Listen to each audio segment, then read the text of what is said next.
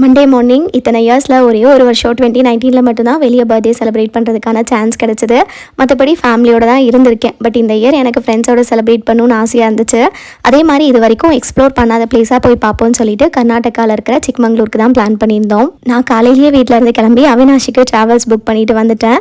தென் car வந்து கோவில்பட்டியில் start ஆகி மதுரையில் ஒரு பிக்கப், திண்டுக்கல்ல ஒரு பிக்கப், பல்லடமில் ஒரு பிக்கப்னு சொல்லிட்டு எல்லாரையும் கூப்பிட்டுட்டு அரௌண்ட் 4 o'clock என்ன அவினாஷிலேருந்து பிக் பண்ணி பன்னாரிக்கு போயிட்டோம். அங்கே ஒரு ஷார்ட் டீ பிரேக் எடுத்து திம்மம் ஹில்ஸ் ஏற ஸ்டார்ட் பண்ணிட்டோம். அண்ட் இங்கே வெஹிக்கல்ஸ்க்கு டைம் ரெஸ்ட்ரிக்ஷன் இருக்கிறனால அதுக்கேற்ற மாதிரி பிளான் பண்ணி தான் வந்தோம்.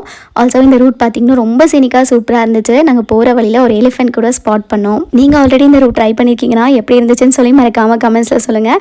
அண்ட் எங்களுக்கு இந்த ட்ரிப் பார்த்திங்கன்னா ஒரு லாங் ரோட் ட்ராவலாக தான் இருந்துச்சு. பட் பாட்டு கேட்டுகிட்டே கதை அடிச்சுட்டே வந்ததும் அல்டிமேட் ஃபன்னாக இருந்துச்சு. அப்படி இப்படின்னு மைசூர் வந்து சேரவே ஆல்மோஸ்ட் டைம் ஒரு 11 o'clock இருக்கும். நான் வரதுக்கு முன்னாடியே கண்டிப்பாக மசால் தோசை சாப்பிடணும்னு நினச்சிட்டு வந்தேன். பட் டைம் ரொம்ப லேட் ஆனதுனால எங்களுக்கு தோசை கிடைக்கல, பிரியாணி தான் கிடச்சிது. பட் ஓகே தான். அப்படியே மைசூர்லேருந்து கிளம்பி நாங்கள் நேராக சிக்மங்களூருக்கு ட்ராவல் ஸ்டார்ட் பண்ணிட்டோம்.